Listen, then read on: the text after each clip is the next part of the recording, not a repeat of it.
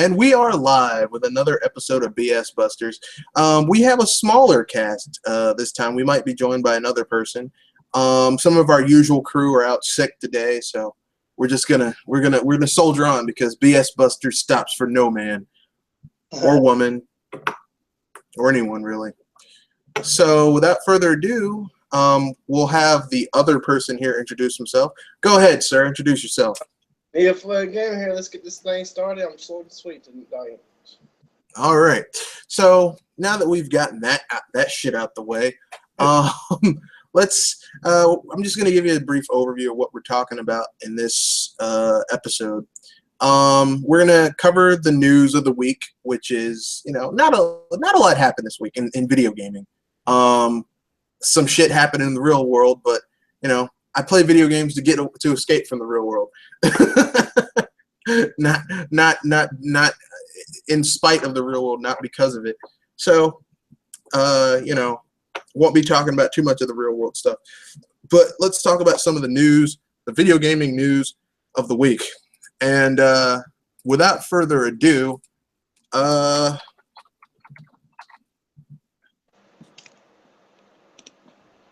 okay, we're joined by another. Oh, no, sorry. Thought we were joined by another person.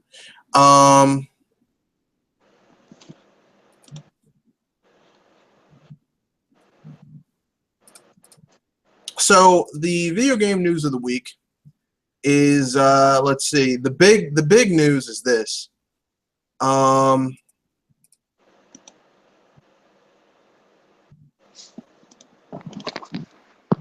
Vivendi basically is taking over Gameloft, which is a subsidiary of Ubisoft. Gameloft does their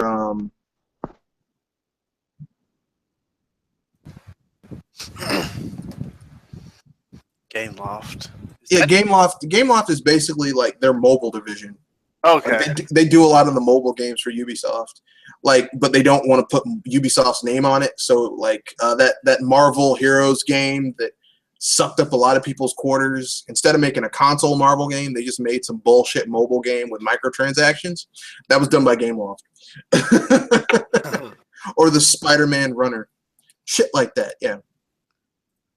Okay. Yeah. Yeah. Be very afraid. Ubisoft. They coming for you.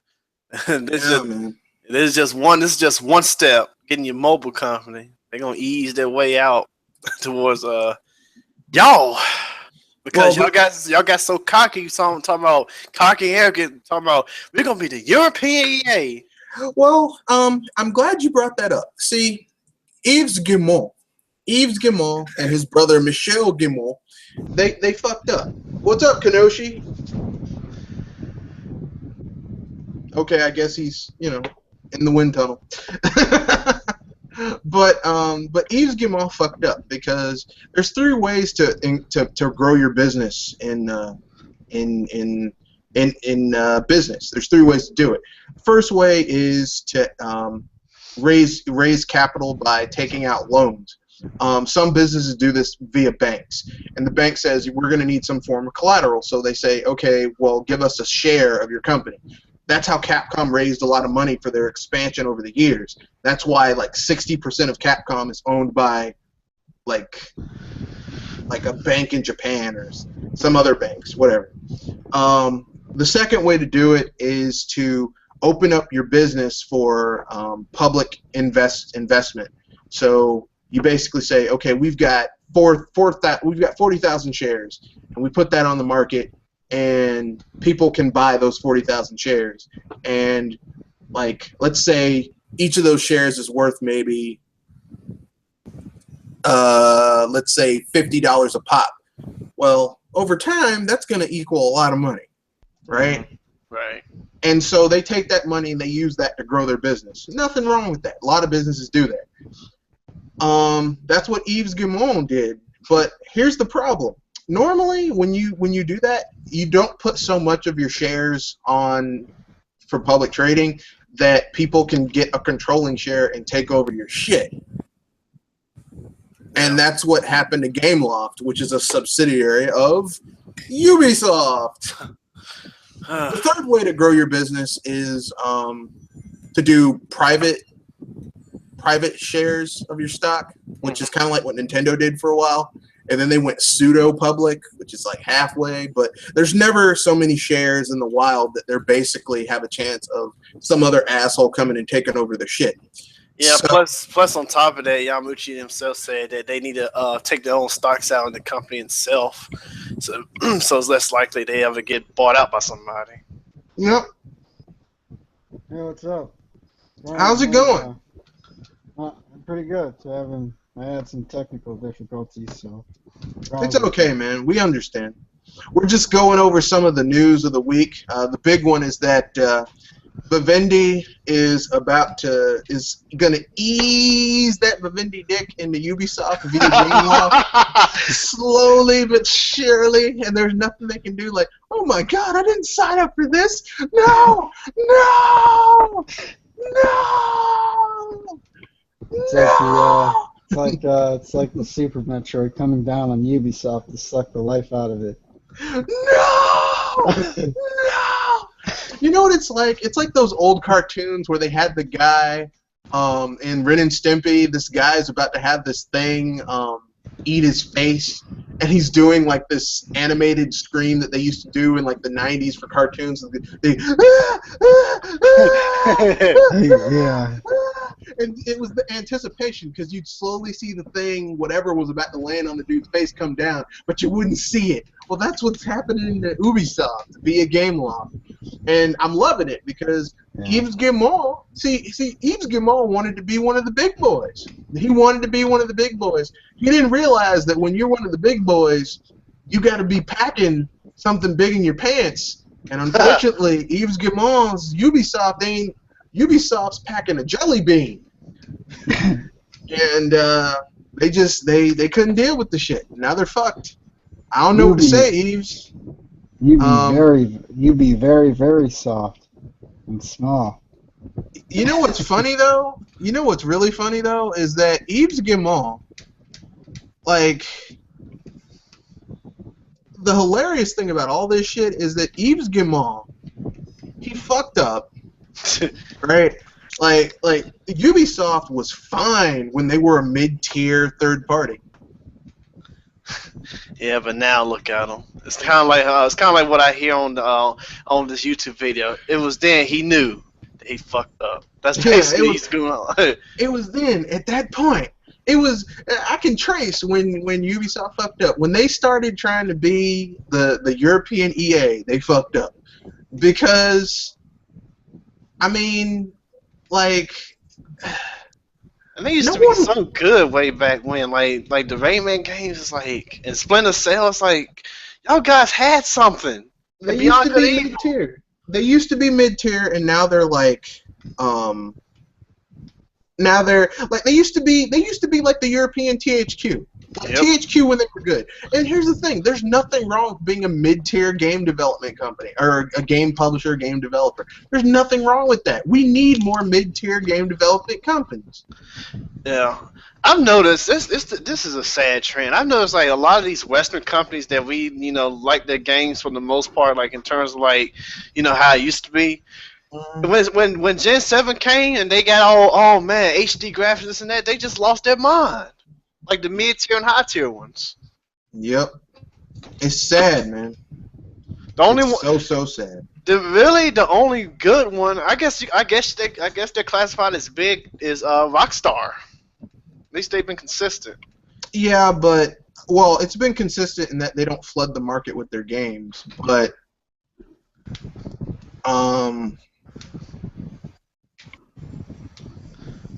that's not really, Yeah, I get what you're saying. Yeah. Because, I mean, really, like here's what people need to understand about GTA with Rockstar, right? Like, the first, 3 GTA games are, like, GTA 1, GTA 2, GTA England, Britain, whatever it's called, UK. They're okay. GTA 3 is where it really kind of hit its stride. But GTA 3 is kind of, what's the word I'm looking for? GTA 3, if you go back and try and play it now, Like, you'll be like, how the hell did I play this shit? Yeah. Because it's not. Yeah. It's hard to play that game. There are very few games I would say have aged well. Like, this. Well, it seems like a lot of third party, and even some of the first party on Microsoft and Xbox, Microsoft and Sony's consoles, they make games for the moment. They only make games for the moment rather than, making games. And I can't help but feel that we're in a time where a lot of these companies are out to make money off of people. They're trying to sell video games to people who don't like video games, or who are ashamed to play video games for whatever reason. Yeah, they want to play games on the down low, so they play games over the shitter on their smartphone. Yeah. Like, they don't want to be out in the open because they don't want to bring. If they're a dude, they want to bring a girl over to their house and have her see their console. Well, PS4 is cool. You gotta remember that's the cool console, so that's okay. Yeah, it's cool, but they aren't playing games on it. They're streaming shit, and then they're fucking Well, apparently, the PlayStation Network, I think, I don't know if it's true or not. I haven't done any research, but apparently they made, profit-wise, they made more than Nintendo as a company. But PlayStation Network has more than just video games on it. Also has movies and various other stuff. Well, all I'm going to say is this. Yes, it may have made more profit than Nintendo as a video game company, but the division as a whole still posted a loss. So, What was that loss? Because I know the division posted a loss. But I believe it was $200 million. Yeah, it's like 200. I think it's like 250 million. I read somewhere. They lost. They still lost money. Let me put it this way: if you find $50 on the side of the road, but you're carrying $60,000 in debt, that $50 ain't gonna do shit for you. You get what I'm saying? It's I found $50 on the side of the road. I'd rather find $50. I'd rather find $20 and not owe anybody and have an open line of credit where I'm not carrying a load of debt. That's another question you have to ask. How does that compare to their debt? Like, do those profit margins matter compared to the debt that they're in? Well, Sony is carrying like $60 billion plus in debt, so the VR stuff can't be helping them that much.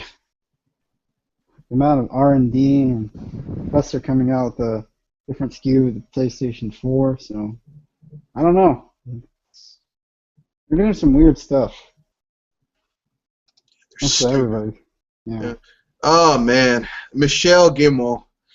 Oh man, you might need some of that Ms. T's ass chap cream after Vivendi gets finished getting in that booty. So is it clear that Vivendi's gonna buy him out? Yeah, Vivendi's doing a hostile takeover of Gameloft, but Gameloft is a subsidiary of Ubisoft, so that's just opening the door for them to take over Ubisoft. And it's the Guillemot's fault because they got greedy. They got greedy and they got stupid. Yeah. And when you get greedy and when you get stupid, you gotta pay the price. And the price is getting fucked up the ass by Vivendi, so that's not a price I'd pay, because Vivendi, in France, Vivendi is known for taking over companies and then running them into the ground. So, like, take it for what it's worth.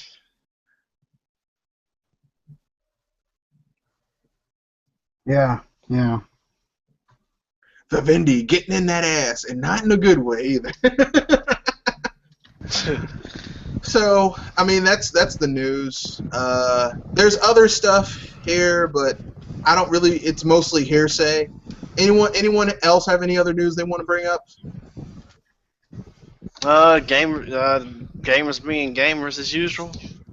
Oh, you mean how they were threatening that dude because he for No Man's Sky? Yep. Oh God, fucking douchebags! You're a douchebag. Douchebags. Yeah, I don't understand that either. Like, why would you threaten someone? It's easy. Right, If you it's have the deep. mentality of a 5-year-old.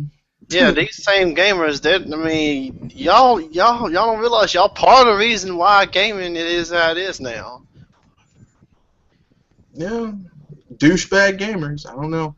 I don't know what to say. They're douchebag gamers. I mean, that's all I can say. They're just douchebag gamers. Oh, I heard something. Somebody said something. Somebody just said gotta- something really really stupid yesterday on a podcast, and they were talking about how Sony and Microsoft should just give up on first party and just focus on third party, and just, you know, because third party is where it's at. And I heard that, it's like, man, that's dumb. That can't, because that's not sustainable. You can't just rely on third party to bail you out, or to, because how much profits do they, how much of a cut do they get from third parties anyway? Well, I mean, according to certain people in this community, the royalties just make up. You know, those third-party royalties. Just that's where the money's at. Yeah. Let me put it this way. If someone's dumb enough to think that making a 10% cut off of a $60 game versus making 85 to 100% cut off of your own shit is like the former is more preferable than the latter, doesn't know shit about the video game industry. Because if someone said that out loud, if someone came up to me in my business and said, would you rather get 10% of $50, or, which on average is about what people spend at my establishment. Okay, they come in, they get drinks, something to eat, they go play the games. On average, around $50 they spend. And I would rather get $5 worth of profit versus 35 to 50. Are you fucking stupid? Would you seriously? Would you really? Yeah. I mean, if every hour during peak times, I basically have 150 people coming in, and let's say those 150 people on average are spending $50, and let's just say I get all the profit. Let's say all the revenue goes back into the business. That's earned goes back into the business. Let me do some quick calculations. I'm not a big, as you people may know, I'm not a huge. Let's see here. Find my calculator. You can't do advanced mathematical equations in your head. That's simple mathematical equations, but I was never good at math.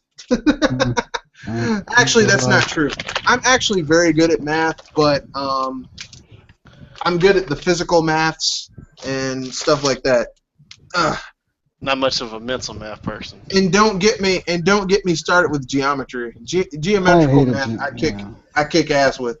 Algebra, I'm actually good with. Let's see, 50 times 150. I can't stand algebra. I don't even need it for my degree. It's just something you have to take. Algebra was easy. It's geometry I hated. Algebra. Easy. I gotta take advanced statistics. That shit. Oh my god. Yeah. So basically, that's $7,500. Okay, every hour. Okay, that's $7,500 every hour. If we want to be conservative with the estimation, let's just cut off 30% of that, 33% of that, and just say $5,000 every hour for every day during peak hours, let's say that's 4 hours a piece. That's $20,000. Boom, during my busiest time, 7 days a week. Okay, Yeah. that's a lot of money. Okay, Yeah. so let me get this straight.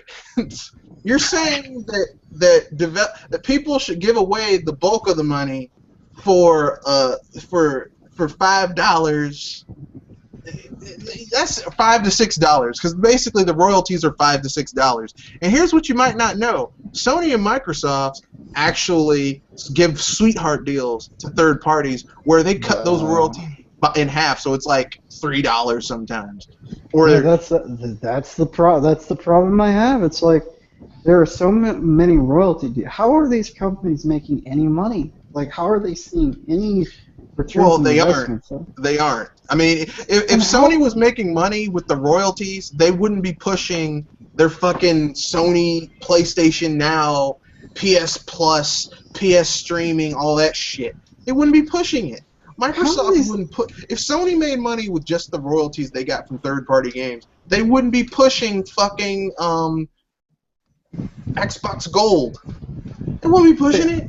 How do these divisions even exist? How these people even allow these divisions to exist? That's what I don't understand. If they're leeches, they're just parasitic. Why would you have something as parasitic as a gaming division? Why would you do that? That's the thing I don't understand from these companies. Oh well, they're popular, they're selling a lot. But they don't really. It doesn't seem like they have much to show for it. Selling a lot does not equal profit. Oh well, Sony's making a bunch of profit off their electronics or their network. Oh well, then that profit's being drained into their debt. So, are they actually making profit if all that's just being flushed in? Well, like I into their said, debt?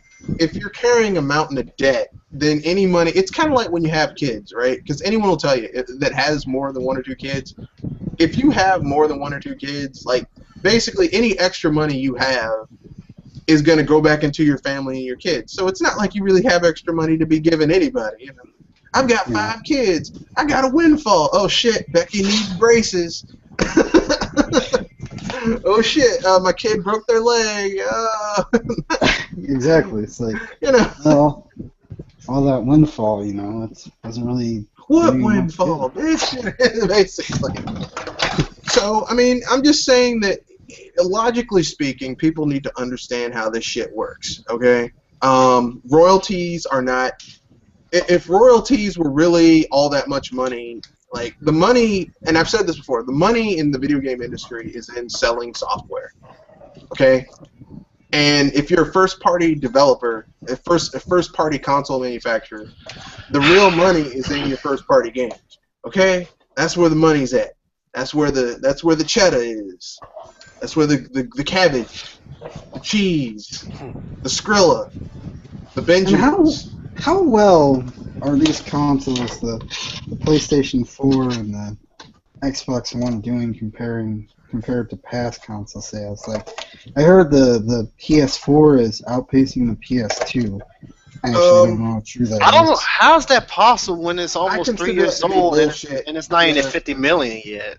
I consider that to be bullshit. Basically, you can't believe any of these numbers because the 6th and 7th gens were flukes. I keep on telling people this. The 6th gen was a fluke. The 7th gen was a fluke. You're never going to see those types of numbers again. Ever. Never, ever, ever. It ain't going to happen. For those who are viewing, if you're watching this via Google, you can ask questions via the Q&A app. You can also ask questions on the YouTube, which we'll try to answer at the end of this, if humanly possible, if I remember, because I'm only human. Y'all don't. Oh, but just real quick, y'all don't hit this game in the background, do you? We do, but I was being polite not to say anything. Oh, I know. I have it on low, so. I was trying to be. I'm gonna be cool on this one, but since you asked, it's not too bad, no, not for me anyway. No. Yeah, but yeah, I mean, So, any other stupidity people want to say on the internet about these two companies doing well? Well, I just think, I was in a conversation with one guy, and he says, well, people think the people are trying to make it out and someone's doing better than they actually are, but in reality, people are trying to make the gaming industry as a whole. They're trying to create thinking that it's doing better than it actually is. Yeah, I remember hearing on a particular podcast the gentleman said that the game industry is fine. I was like, really? Because Ubisoft is flailing around trying to keep Vivendi from getting in their ass like someone trying to keep them getting anally raped in jail. Lionhead Studio is gone. Hudson Soft. Hudson Soft's been gone. It was absorbed by Konami. But I'm just saying within this year, we've seen tons of studios just disappear within the last year. Just gone. Just fucking gone. We've seen people who had been with companies for 30 years leaving and going someplace else. So... And all of a sudden, it's not fun because look at how expensive game development is, and these companies can't even publish their own games. Yeah, and let us not get started with the game that's supposed to save all JRPGs, like in history, took 10 goddamn years to make apparently, and it's influenced by Western RPG, and that was a death knell for that fucking game in my opinion. And then on top of that, its budget, you said it's been broken like 4 times. Yeah, 3 or 4 times. Let me put it this way: this game is gonna have to sell to everyone on planet Earth to be profitable. And plus, people overhyping this game. I'm like, where's all the advertisement? It's not even advertised nowhere near as big as Final Fantasy VII. Yeah, I was gonna say, like, ladies and gentlemen, this is the Final Fantasy VII of this generation, or at least that's the they hope that's the fairy tale wish of this. Look, man, I guarantee that even that bullshit episodic Final Fantasy VII remake isn't gonna hit the sales of Final Fantasy VII because it's fucking episodic. No one wants to play an episodic RPG. Yeah, plus none of the original people are even going to be working on that game. It's all Square Enix Europe. They couldn't even get the boy Matsu. And I wouldn't trust Square Enix Europe to wipe their own ass, much less make a Final Fantasy VII remake. So yeah, yeah. But anyone else want to bring up anything else before we move on to the next? Speaking of Final Fantasy VII, I expect dreams to be crushed when that game comes out. It's not gonna live up to the hype. Nothing could live up to the hype. Like here's the thing: that game, Final Fantasy VII, is one of those games that the people who like it, it's like what they remember versus what it actually is are two completely fucking different realities. So there's no way it could ever live up to that hype. There's only 4 games that I've played that lived up to the hype. Chrono Trigger, Xenoblade Chronicles X, Fire Emblem Awakening, and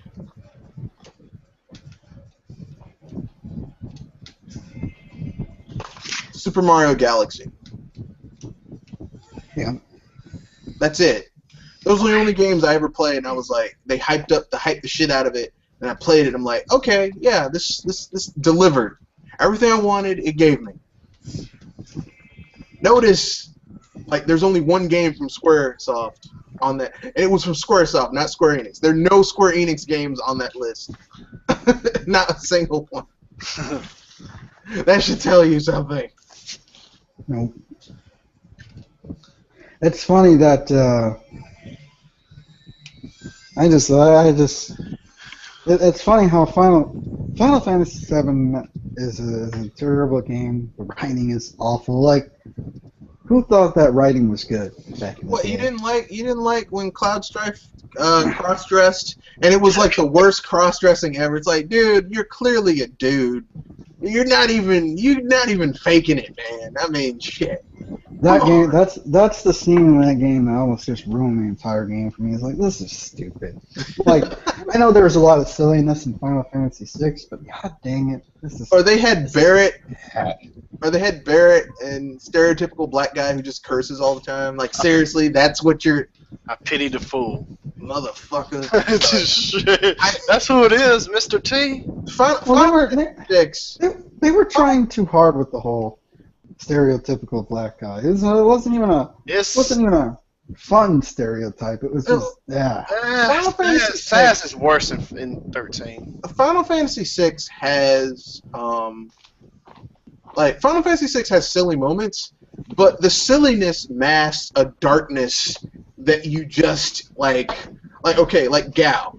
Okay, Gao, when you first meet him, seems like a joke-ass character. Fuck this dude. But then you do his story and you realize that he was born, his mother dies giving birth to him, and he's abandoned by his father who goes batshit crazy. So basically this kid is raised by wild animals. So he has to learn the mimic ability in order to fucking survive. It's horrifying. That is horrifying. Yeah, that's a pretty dark story, yeah. Plus, people, they get sad, oh my god, everywhere, and I'm like, they fail to realize in Final Fantasy VI, Celeste, when the world basically ends, she basically tosses herself from a waterfall trying to kill herself. That's sad. Yeah. A pixelated game is dealing with a real life kind of situation like that. Well, I mean, all of Final Fantasy VI has some fucked up moments. Like, Terra's backstory is fucked up. Cyan and his family. Like Cyan and his family is fucked up. Edgar and Sabine. Edgar basically makes the ultimate sacrifice because he realizes his brother just does not want to be royalty. So he rigs the game and he basically takes the hit because he doesn't want to be royalty either, in order so that his brother can have his dreams and he has to be the king of this shitty country that has an awesome submarine castle, a submarine city, which is also really fucking awesome at the same time. There's Locke, who, literally, after you do all this shit to get the Phoenix Potion to bring his girlfriend back to life, it doesn't even work because she's been in stasis too long. And she's like, you have to let go of me. It's like, bitch, all the shit I did to get here. Let's see, who else? Strago, Realm, Shadow. Yeah, they have that whole shadow thing going on. The only character who doesn't have a horrible backstory is the guy with the airship, whose name I forgot. I renamed him Lando. Yeah, I renamed him as Lando Calrissian. It's Lando, because that's basically who he is. He's Lando Calrissian. Oh yeah, people like, oh man, if 7 remakes sales, they're gonna make Final Fantasy 6. I'm like, I don't want Square Enix dirty, shitty ass hands to touch. After those Square Enix to wipe their own ass, much less do a remake of Final Fantasy 6. Because you know what's gonna happen. Those facial expressions from the fights, it's gonna be gone. They gonna fuck it up. That's what they gonna do. Look, they fucked up the re-release on Steam.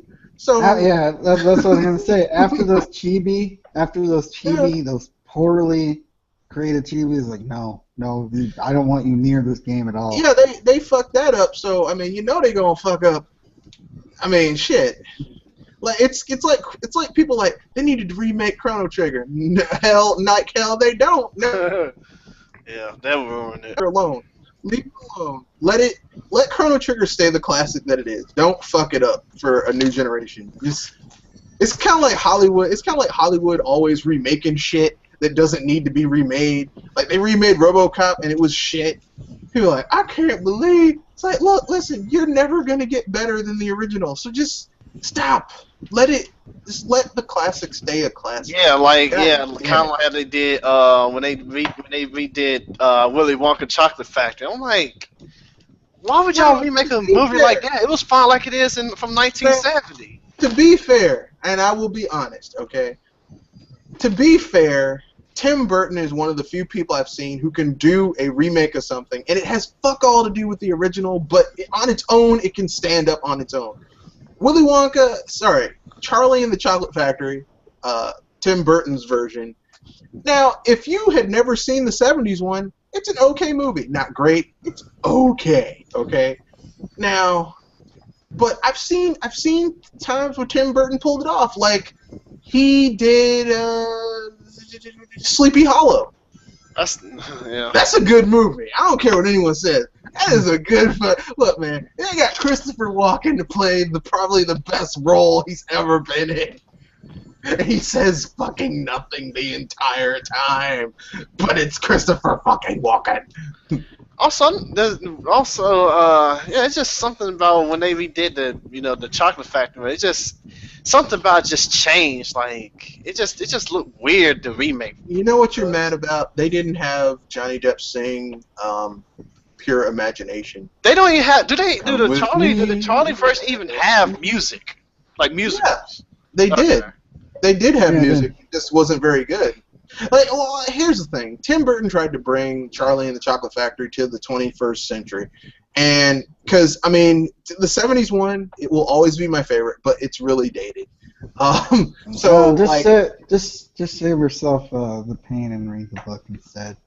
Oh, but I still like that song by Veronica Salt. It still holds true to this day. I want it now. That's the gamers of the day. I want it now. I still like the Oompa Loompas. Like, what do you get? Eating as much as an elephant eats. Augustus Gloop. Like I like the Oompa Loompas singing and like totally fucking with people while they were singing, you know. What do you guys think of the book? Did any of you read it? I read the book and its sequel, the Glass Elevator. There's a sequel? Wow. Yeah, I only read the first book. Yeah, the book. I like the book. I'm not gonna say I don't like the book. The thing is this. The book is fun, but for some reason, like, okay, in my mind, when I think of Willy Wonka and the Chocolate Factory, and I know this is just gonna be because I saw the movie, I always think of Gene Wilder and the movie. Like, even when I read the book, the whole time I'm like, oh man, that 70s movie, really? It's like I read the book Total Recall, but every time I read the book, I'm in my mind, I'm thinking of the Paul Verhoeven Total Recall movie. Because the movie, like, really had that awesome theme song, which made it, you know. But, I mean, I'm not going to say that. I mean, Tim Burton is one of the few directors who can make a remake of something and it's not fucking horrible. Like, I think, didn't he do Addams Family? Yeah. I mean, that's a remake of a 60s television show. And, look, I don't care what anyone says. Raul Julia as Gomez Addams, my God.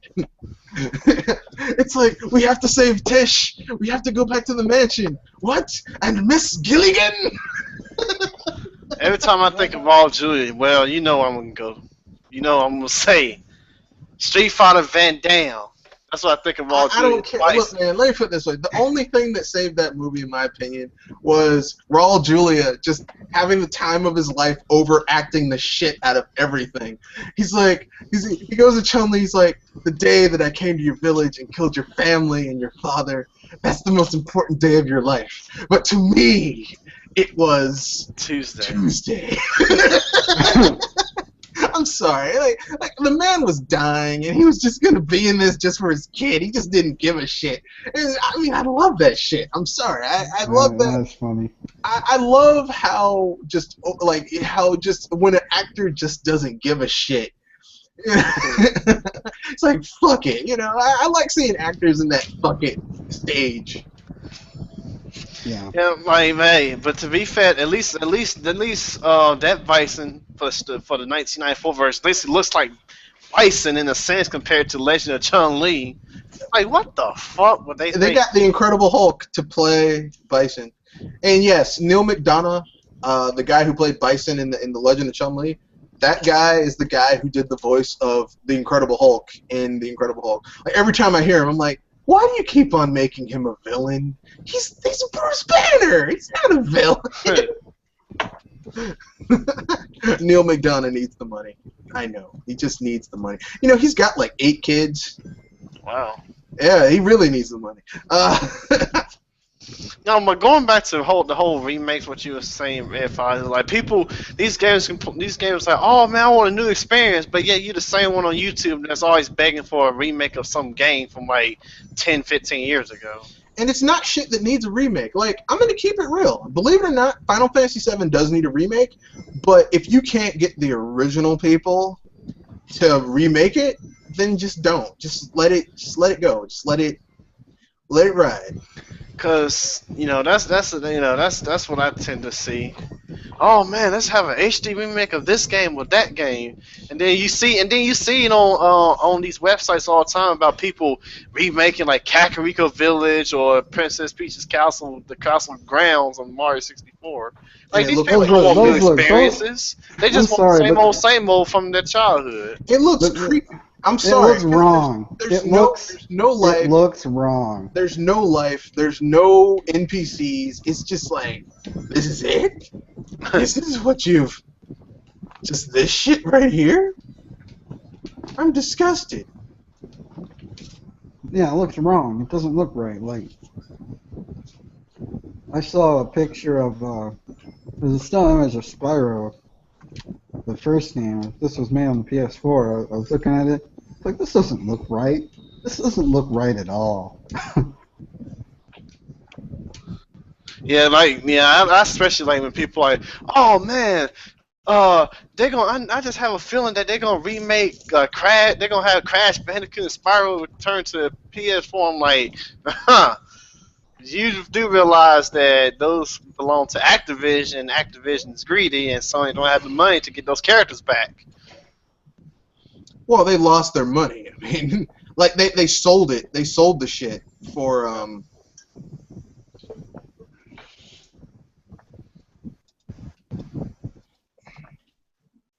So, I mean, I can't like people don't realize just how fucking broke. Like people don't know how much debt Sony is in right now. Like.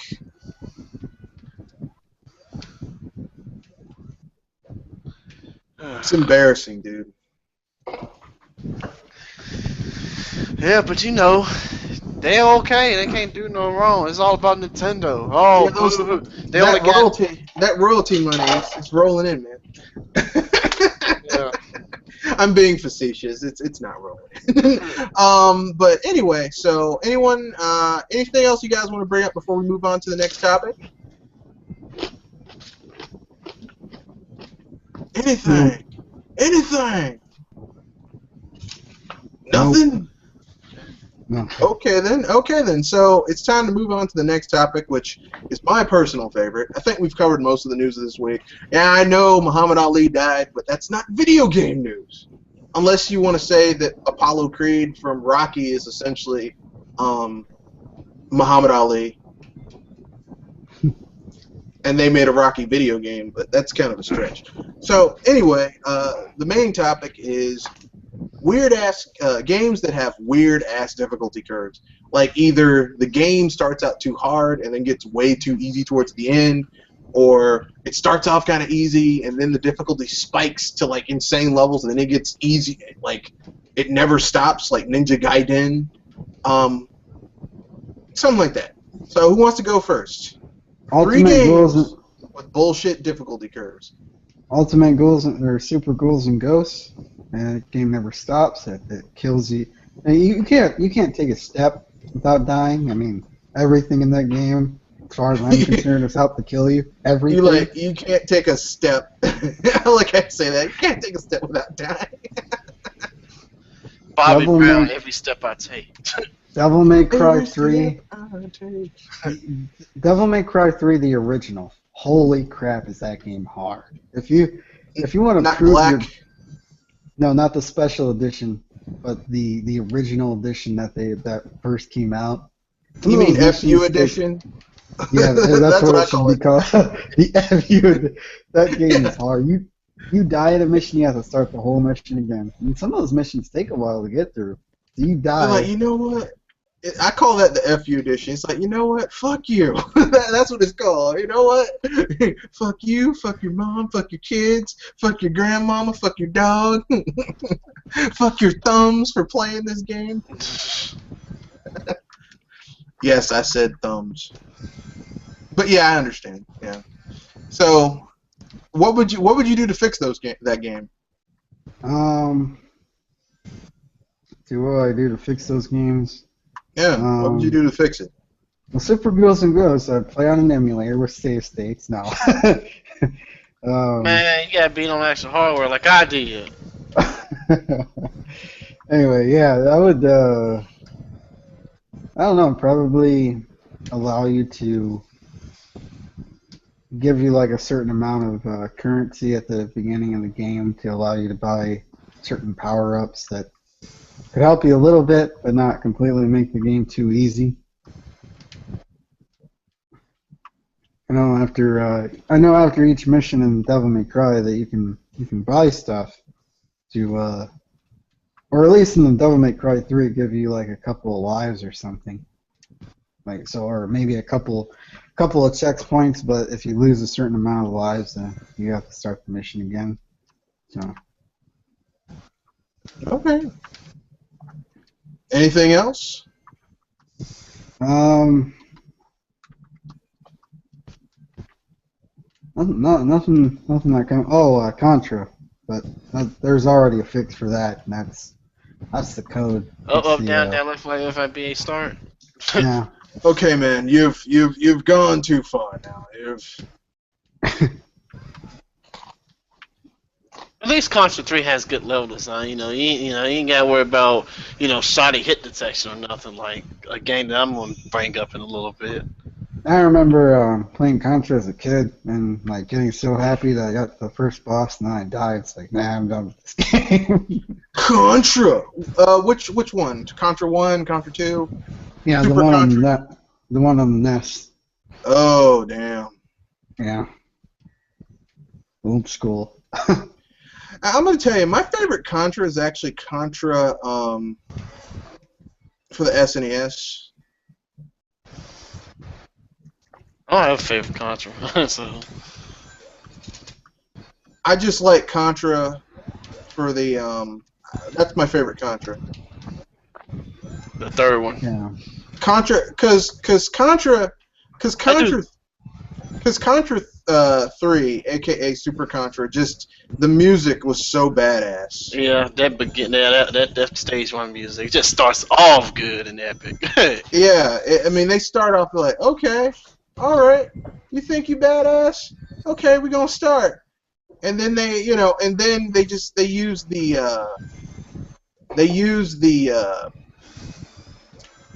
the mode 7 to full effect. Yeah. Yeah, I've never got a chance to play that one. Super Contra. Is it called Super Contra or is it called something else? You talking about the NES one? No, the SNES one. Okay. No, because that's the one on the second one. NES is called Super C. Yeah. The one on the SNES is Super Contra. And Super Contra is totally badass. I love that game. It's fucking awesome.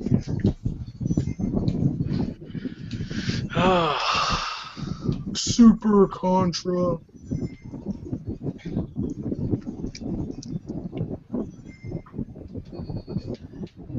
Is that all from Yukinoshi? Yeah, that's it. Who wants to Alright. go next? I'll go next. Motherfucking Lion King. So how would you fix that game? Because it's pretty... Give it to the developers and shove it up their fucking ass. Well, that's not really fixing it. That's just sharing the pain of playing that game. This game feels like I've got diarrhea. Don't play it. Shit. No, but for it though, basically have a password system so that way you don't have to start all the way up from the beginning, or maybe have saved like every 2 levels or something. Have a health bar that actually matters, because I know Lion King has a health bar, but sometimes certain things kill you in one hit, which is ridiculous. And basically, yeah, basically everywhere the game is a little more easier. Just like my God, like why does Kid Simba sucks, but you get to Adult Sim, it's like, man, it's so much easier. Some of those like Disney games or There is a licensed level games, select in that game, by the way. It is. Yeah. some of those licensed games, man, they were no joke. I mean, Well, the at ones least, made at least by when I was a kid. the ones made by Disney were way too hard because they weren't used to making games. The Capcom ones are pretty good.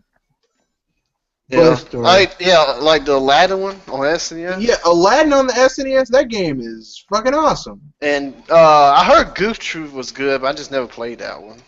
Toy Story was the one I remember having trouble with when I was a kid. Yeah, that's my second one. It's not like it starts off relatively easy at the beginning, but it's like when you get to stage 3, it's like, oh, what's going on here? Then you get to stage 5, that RC car stage. It's just the controls. I hate that. Oh, that stage is terrible. And then basically you have very very little room for error. If you you have like a little juice meter for your batteries, and you have to collect every single one. If you miss one battery, you might as well start the level over. Yeah, you have to basically get screwed all up. the batteries. Yeah. I never got past there. Yeah, it's some bullshit. I mean, we'll just And keep it. there's this one oh yeah, I forgot. There's one in Lion King. I forgot to mention about Lion King. Have a better hit detection system, because it's like sometimes I get hit by something. I'm like, how did I get hit when I'm not even close to it? Like that stage 2 with I can't wait to be king.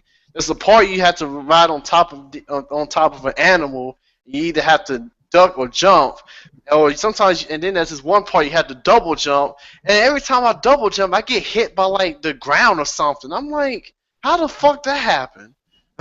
So, yeah, it needs a better hit detection system if it get fixed. But Toy Story, I know there's a way to get continues in that game, but it's just it's kind of hard. So it's like it needs to start off with like at least like 3 continues or something, and then basically they could do better in terms of the level design, because some of the parts can be a leap of faith. Hmm. That's really it. And then I mentioned this off air. I'm just gonna mention it briefly, but the arcade version of the American version of Super Street Fighter 2 Turbo, after you beat the first opponent, it gets ridiculously difficult regardless of what difficulty setting it is. But if you play the Japanese version, it's so much easier and fair. And that's my 3. Yeah. Okay. Hmm. Fair enough. Fair enough. Can't wait Okay. to- Anything else anyone else want to mention before I go into mine? Tiny Toons is kind of a honorable mention. I remember that game being. What Yeah, I game? love it. Tiny Toons. Remember the Tiny Toons games? Oh, for the I never SNES? played that one. Yeah, that game We're was kind tiny, of we're toony, we're all a little loony, and you miss cartoony. We're invading your TV. You That watch was a way good too much. TV show. It was alright. Oh yeah, I got an honorable mention too. Crash Bandicoot 1. That game is ruthless.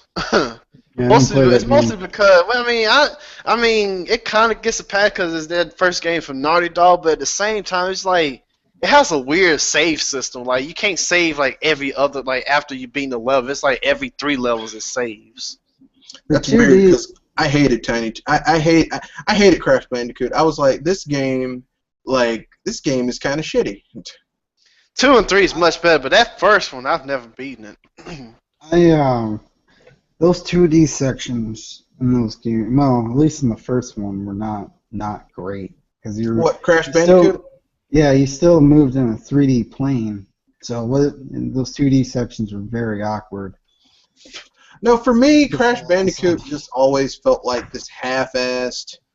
Like it's like I know what they're going for, but this game is just not it's not a very good. The isometric view was not a good combination. Just saying.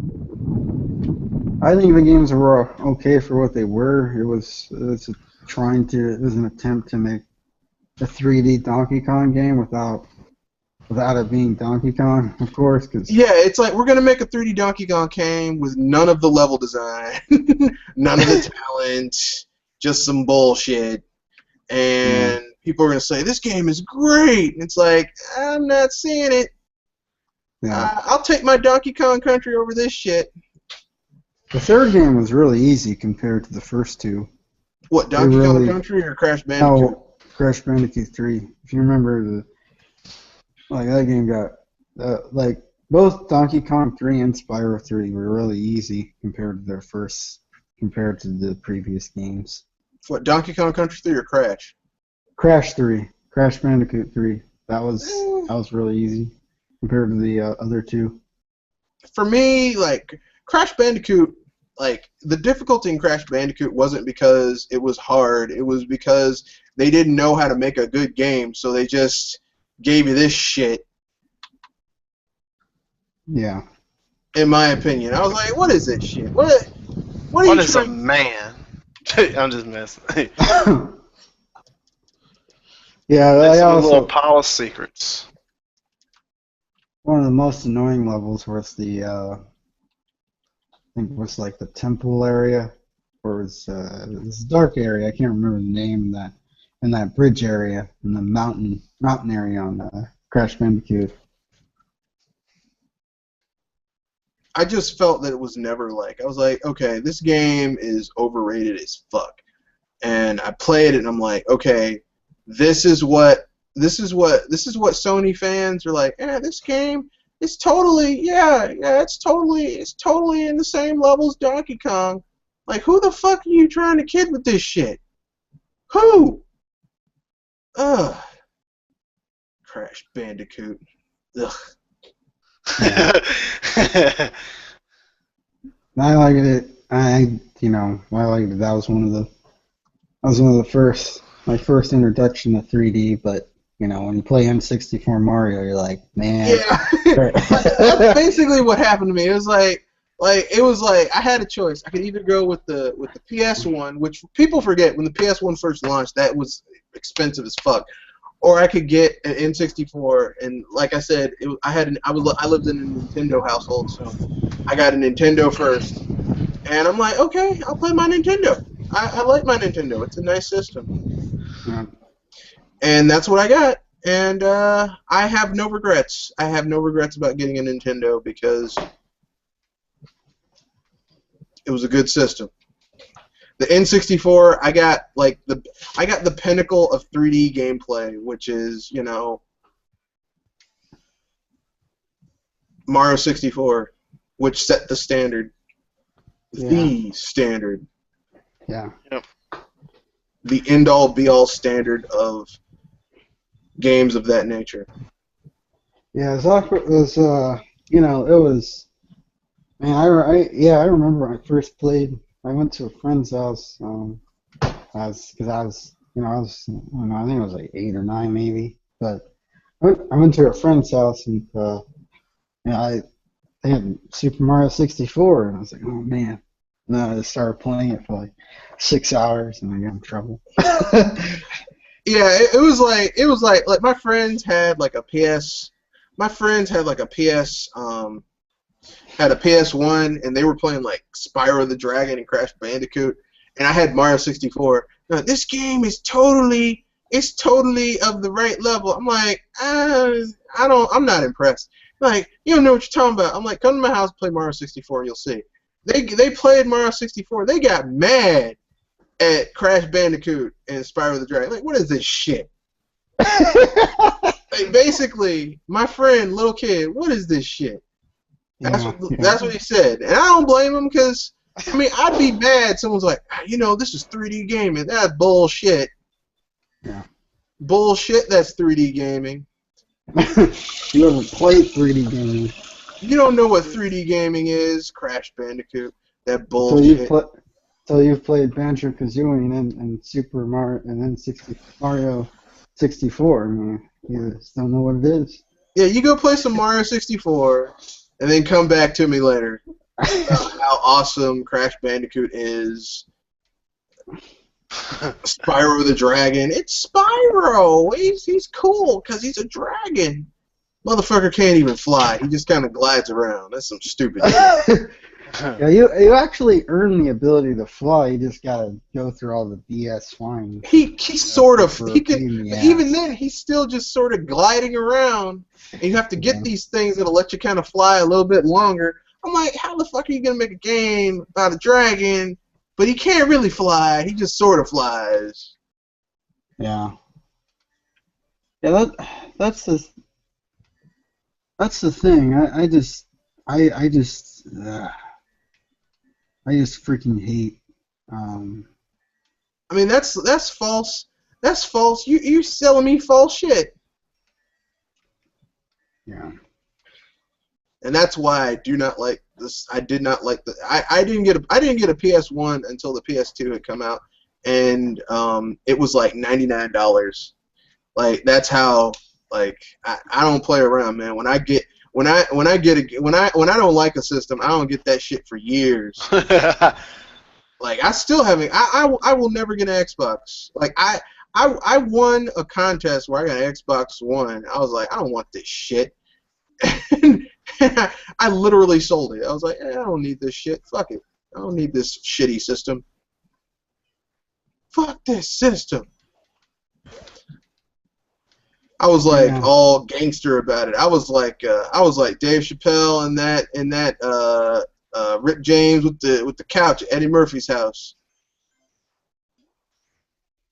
Yeah. Yeah. F your couch, nigga. Buy yourself another. You got money, you can get yourself another one. That's how I feel about the Xbox One. Just, people are like, hey, don't you like the Xbox? Not really, no. Like if there was no other console available and the Xbox was the only console, I still would I would be hesitant to buy that shit and be like, I'm just fuck it. I guess I won't be playing games for a while. Yeah, I mean, there's the Xbox. Like, I mean, I know they had like Halo, but I mean, they did have Jet Set Radio Future and what's that? Blinks. I thought that was a pretty cool game. Blinks the Time Cat. Yeah. They don't care for me either.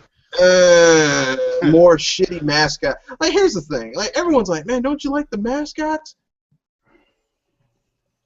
Mascots used to be cool when people could make good ones, but they don't make good mascots anymore. They're all stupid shit.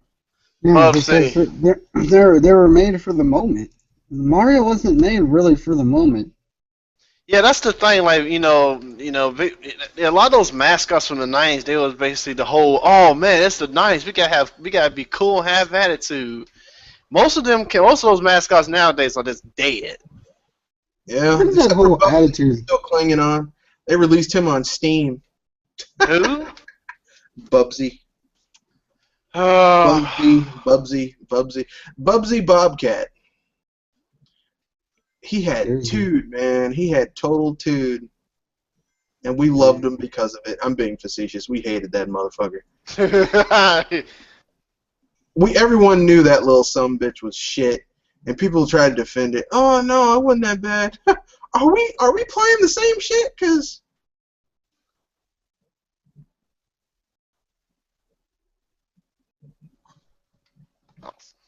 I don't know. Anyway, my favorite. So I guess it's my turn to talk about games with broken ass difficulty curves. The first one is Breath of Fire for the SNES. The first one. That game's difficulty curve was totally broken as shit. And the reason why is because in the beginning of the game, you only have one party member, you, and all the enemies, when you fight a boss and you see their health bar going down as you do damage, you're like, man, he's almost dead. All the bosses in this game would do this thing where they would, get back up after the fight ended and come back to life and keep on fighting, but their health bar would say that they were close to death, and that sucked. And then you factor in the fact that in like the first 3 dungeons in the game, like the towns that were near the dungeons had the same item set, so you were dependent on finding better weapons in the dungeons against enemies that would normally kick your ass for the first few areas. So it was not an easy game. And but then after you got to a certain point in the game, and got more party members, the game got way easier. So that's why it was broken. What game was this again? Breath of Fire. I've heard good things about that series. Yeah, it was good. The first 4 games were good. The 4th one sucked, but what are you gonna do? I mean the 5th one. Sorry. Yeah, I heard Capcom. People thought that Capcom was bringing out that game. It turned out to be a mobile game. They're bringing out a new one that turned out to be a mobile game. Yeah, people were pissed, and I was one of them. I was like, these motherfuckers here. Yeah, I'm a Breath of Fire fanboy. I like Breath of Fire. Basically, any old school RPG, I'm a nut for. I like Breath of Fire. I like Sorcery King, stuff like that. Wizardry. Like the NES and SNES and Genesis era, that whole era just seemed really like the golden age of JRPGs and stuff like that. I was with you until you said Sega. Because Sega had like... They had Shining Force, didn't they? They didn't really have much. That's more JRPGs. of a tactical game, though. That's not like a RPG, if you will. I like Shining Force, but it's not really RPG. I don't know about Genesis because I've never had a Genesis, so I didn't know if there were any RPGs on that console or not. They had Phantasy Star, and that was it. Like Phantasy Star, and then you had like Shining Force is sort of an RPG, but not really. It's more like a more interactive. What's the word I'm looking for? It's more of an interactive Fire Emblem. Yeah. That's what it is. It's more of an interactive Fire Emblem. Like instead of you just like going from point A to point B and trying to figure out stuff. In Shining Force, you can go back to a town, buy some better weapons. It's like you take the best of both worlds and fuse it together, and that's what it is. No, Camelot didn't make a true RPG until they made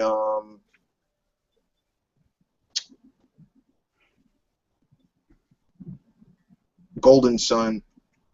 Yep. Works for me. Which is a good game. I mean, I like Golden Sun. I even like Dark Dawn, even though it's not the best game ever. It's not the best game ever. It's fairly decent. I already told you what they need to do with that series. Make a prequel to the 3 games. Yeah, I said that. Oh, yeah, that would be awesome. Come on, I know the 3DS still got some life, Camelot. Hint, hint. Then they make that horse and or is that somebody else? That horse and solitaire game. That was the Pokemon company. Mm. People who make Pokemon did that. Bastards. Actually, I've heard from various people that wasn't a bad little mini game. Yeah, it's not terrible, but it's not like the best game ever. It's okay, It's like this is not the worst thing ever. Yeah. I mean, that's the thing about those people is that they can make really good games that aren't Pokemon. Like they made Drill Dozer, which is actually really good.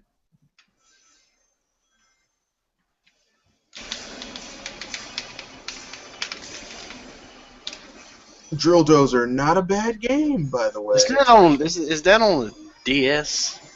No, it's Game Boy Advance. Okay. It's really good though.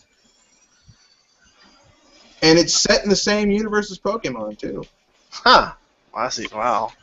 Now, now I'm curious. Yeah. What about Super Star Wars? You didn't mention. No, Empire Strikes Back. I was gonna say that, but instead I'm going with Super Tarikan. What's that? What's that? It's kind of like Contra, but harder. It's sort of kind of like Contra, but even more difficult, and it's even more broken. I don't know how that's possible, but it is. It's broken as all hell. It's one of the most broken games I've ever played before in my life. I mean, it's a broken piece of shit, but it's got really cool leveling. It's got like a grappling hook. It's a pretty good game. It's just it's broken.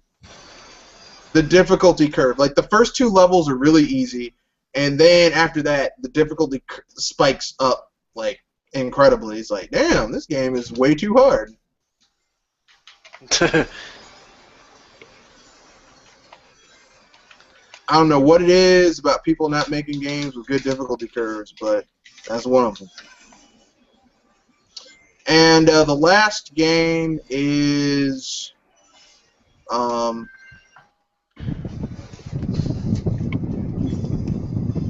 forgot. Sorry. You're not going to get the last game because I forgot what it was. It'll come back to you once we're off air. Probably. So, anyone have anything else they want to bring up before we get to these questions and then call it a day or a night or whatever? Oh, I ain't got nothing. I got nothing. I ain't got nothing. I ain't got no money.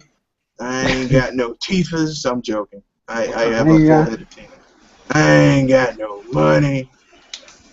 I ain't got nothing. Okay, let's get to these questions.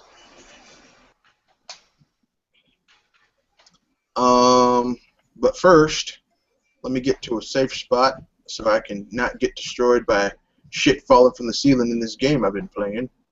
Oh, you've been playing the game too, huh? Yeah, man. But I've got my shit muted, so if I upload this, people will hear us talking. Unfortunately. So let's get to these questions. What do you think Retro Studios' new secret Wii U game is? I don't think they're making a Wii U game, but whatever. What do you guys think? I'm not sure, really. They already did Donkey Kong. They're clearly not making a Metroid game, so. Unless they're doing like another like Mario-esque game, because you know they handled Mario Kart 7. They could be working on, because I heard that there's a rumor that they might be finally fucking bringing battle mode to Mario Kart Wii. Mario Kart Wii U, Mario Kart 8. So if they do that, I'm okay. If they're working on that, I'm cool with it. Or you know what they could be working on? What would make my dreams come true? Diddy Kong Racing. Yeah. That'd be fucking awesome. Another question from Patrick64. These are all from Patrick64, so I'm not going to keep on saying his name. Do you think there will be more Wii U bundles that come with Amiibo? Yeah. Keep the gravy train rolling. Yeah, it could be. I would say this though. There's one game that Retro could be working on, and I say this because they just recently got released on Virtual Console. What are they bringing back Star Tropics? Everyone keeps on saying they want a new Star Tropics. That game is not that good. Oh Lord, I think I said something. Lightning's gonna strike me. Do you think there's going to be some surprises at Nintendo's E3? Yep. Yeah. I think they're underselling themselves so that when E3 actually comes, they're going to surprise the shit out of people. But that's just me. But you know what the hell? Ridiculously quiet. Yeah, they've been like Nintendo's been like a rat pissing on cotton. Quiet. So they might get a little bit louder now.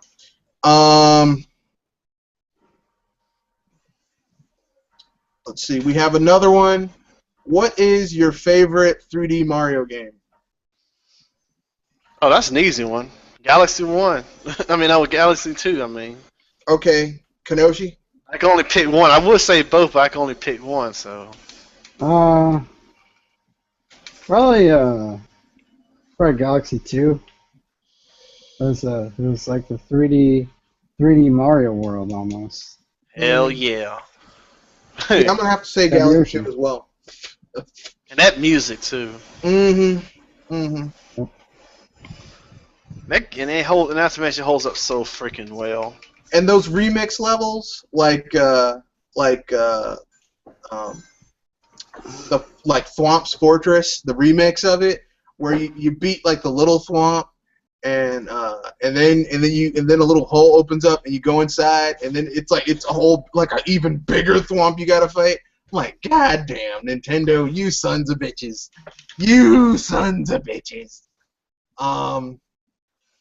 Do you think AR is the future of gaming? Augmented reality. Anyone want to? Maybe. It's hard. Small It's too early to portion. say right now, I think. I personally think it is. I think augmented reality is the future of gaming. I do not think. I don't think that the future of gaming is VR. I just don't. I don't see it. I know people are really trying to force it. You know, like people like John Carnack and all these like HTC people. They're like taking a square peg and trying to fit it in a round hole. Like it'll fit. It'll fit. Really, it'll fit. Like it doesn't go in there, dumbass. It's not gonna happen. It's not gonna work. It makes no sense. It's like that episode where Chef gets sued for singing his own music, and they're like, and they get Johnny Cochran and Stan's dad, is his lawyer. It's like, oh no, he's gonna use his Chewbacca defense. It's like, what's the Chewbacca defense? It's like Chewbacca is a Wookiee from Kashyyyk, and yet he lives on a planet with Wookiees. What is a 7.5-foot Wookiee doing on a planet with little midget Ewoks? It makes no sense. It makes no sense. It makes no sense for people to try and push virtual reality right now, because it's still in its infancy stage, and it's going to fail miserably. So if you have any stock, don't put it into HTC Vive or any of that other shit. Don't do it. But Red Fonz, don't you want Nintendo to do virtual reality? Don't you want a sequel to Nestor's Funky Bowling? I hate to break this to you, but I have Nintendo's first foray into VR. It's called the Virtual Boy, and I'm gonna tell you right now, listen. For me, virtual, like as bad as my eyesight is, virtual reality is not fun to me. AR cards and Amiibo, which is a form of augmented reality, are more interesting to me than VR. So I think AR is the way it's going. I think HoloLens and Illumaroom and stuff like that is where gaming is going. I think in the future, consoles aren't even going to need a TV. I think they're going to come with like a mat, like a poker table mat, except it's going to have maybe some circuitry embedded in it, and you're going to put it down on the table, and that's going to be like you're going to have like a box that's going to attach to it, and that's going to be your console. The mat's going to be your screen, everything you're going to need, and it's going to be like a hologram. That shit's going to be awesome. Imagine a Mario Maker where instead of you using a gamepad to put shit down, you literally can just reach in there and grab stuff and move it around like in a 3D game. It'd be fucking awesome. Yeah, I'm down with that. That'd be the shit. That'd be the shit. I mean, I'm just saying. But you can't do that in VR because it looks stupid. But holographically, I think it could work. We have one last thing from Triple M. No, Sony never had Crash to begin with. He was created under Universal Interactive back then. I don't know about Spyro though. Yeah, they owned Spyro, but they sold it to Activision. Well, they sold stupid. Well, they sold it to someone else, THQ, and then when THQ went under, it got sold to Activision. So, yeah. So that was from Triple M. I don't think we have any other questions in the podcast. No, we don't. We don't have any more questions, so yeah, we're done. Anyone have anything they want to pimp out before we wrap things up? Third parties suck. Third parties. So, in honor of Dr. Feelgood, who couldn't be here, I guess we can say this right now. Fuck third parties. And also, to all those big YouTubers, you can kiss my ass. He said that, not me, but I'm gonna add. You can kiss my big black ass. There you go, right there. If you don't like what we say, disagree civilly. Like, I disagree with your statement. Here's why. If you start calling people names, saying stupid shit that has no basis in reality, I will ban you, because it's my channel. I can do whatever the fuck I want. Yeah, So, we're all homosexuals because we don't play because we play colorful games. That's what people say. That's really? I don't understand. That's the standard. I thought it was sleeping with men, but apparently it's playing colorful games. I did not know that. I didn't know that, because then I must have been gay when I was like 3 or 4 years old, because I've been playing colorful games since then, even though most 3 or 4 year olds have no notion of sexuality, which makes no fucking sense, but whatever. So with that being said, I guess I'll pimp out next week's BS Busters, where it will be the pre-E3 BS Busters. Oh God. Oh God. This is going to be a big one. This is going to be the pre-E3 BS Busters. So it'll be on the 12th the 11th before E3. We'll be talking about, it'll be the pre-E3 BS Busters. So we'll give our thoughts, ideas, purposes, everything like that. We'll give what we think E3 is going to be. We'll give wild speculation, what it really might be, and what it most likely will be, and we'll just shoot the shit. This one will start a little bit earlier because it's the E3, it's the pre-E3 special, so we'll have to go over the big three and the other people who will be there and all that fun shit. So yeah, it's gonna be fun. And with that being said, I bid you guys a good night. The Q&A app will be open for next week's BS Busters, so look forward to that. And peace. Peace.